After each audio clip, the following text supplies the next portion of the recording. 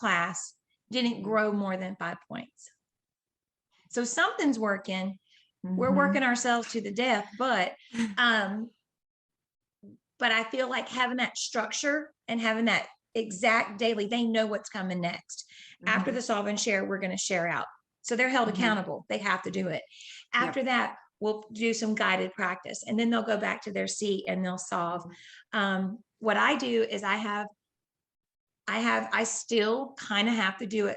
I don't call it groups, but I call certain students and keep them on the rug with me, because I know if I'm going to help one child in one certain way and I'm going to help the other one in the same way, why not show them together?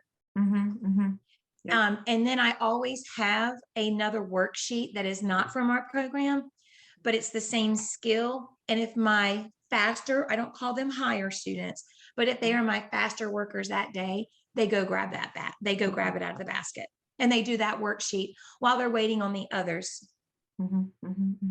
That's nice. I feel it's interesting because you're kind of, using what you're asked to, but trying to think of ways to make it more meaningful and fun at the same time. Because as you said, these young kids need to be, playing while they're learning, manipulating things to make sense of what they're learning. That's interesting. So now thinking about cultural characteristics of students, like language, not even like thinking about different places geographically that they come from, but like just all the cultural differences they bring with them and their characteristics.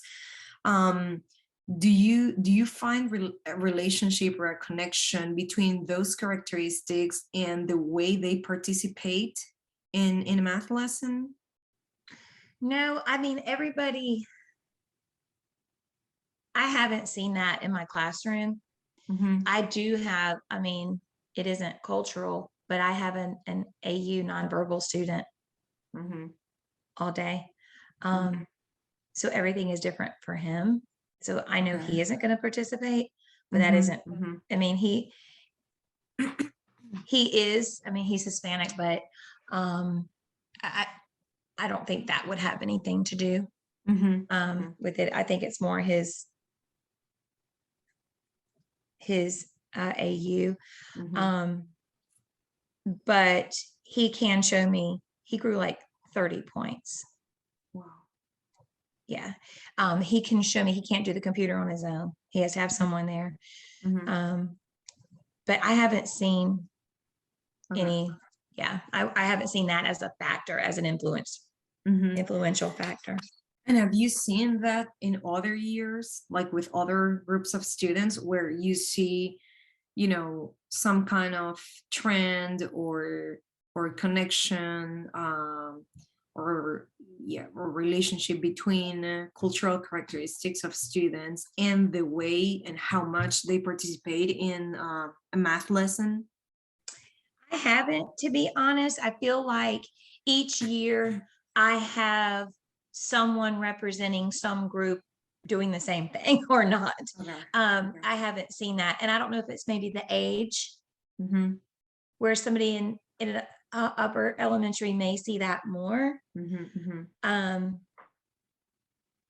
But I haven't really seen that as a factor. Okay. So those are the questions that I had, but I just wanted, to give you the chance to add something else if you wanted to about, student participation in general in the math classroom, probably things that you remember either noticing or some things that you would like to be different, whatever comes to your head. I just really feel like if the district and the state is going to require us to teach Common Core, but then the district wants us to implement this program and we don't have a choice and we have to follow a pacing guide, and we have walkthroughs weekly by 3 admin, sometimes at the same time, no pressure there. Sometimes from the district without 5 minutes warning. Oh, district's here, carry on. We get a checklist, but our school is a low performing school right now. we got a grade of a D last year, which is disheartening because I see it every day, how many teachers are so passionate about our school and our job and, you know, what we give to these children. It's disheartening that I feel like all the pressure that's put on us is keeping us from being able to like make the decisions that we know the kids need. And so it leaves us trying to find ways like, I don't want to do morning work. I don't feel that's good for the kids. That's their social time. That's so I'll try to throw things out like the busy boxes or the manipulatives. Or I'll give them, hey, can you make this shape out of those? Like just trying to like get them to think that math isn't something that they have to do, but it's something fun that they're going to use in every day. I just think that everyday math is so important. You know, and I see the repercussions of that. I was always bad in math growing up, always. But I didn't really know math until I taught third grade when I had to teach it, like I had to learn it. And I just feel like this program or having such a regimented program, yes, it keeps everybody aligned and it builds. So from year to year, they're going to have, they have a foundation from the previous year, but I don't think being so regimented and so prescribed is good. For like say a new teacher, she comes in, she's not going to know how to plan a lesson because she's been following this program. Yeah. Like, I just wish they would trust educators more and give us the opportunity to help our kids grow and to do what we need.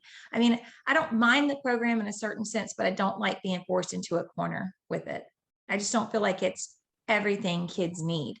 I definitely wish that they were not teaching digitally. I don't think my fourth grader should have to do 90 slides a day in reading and math. I, based on his fourth grade experience, will probably exit him from the program. It's sad. Yeah. Nightmares. It's awful. Yeah. And it's just, I feel that people have lost sight. And when I say people, the powers that be, they're pushing it down on our leaders and our leaders are pushing it down on us. And then, you know, I've always had that parent mom, that mom teacher guilt. I'm so busy with my class. I feel like I don't have time to help my kids with what they need, you know.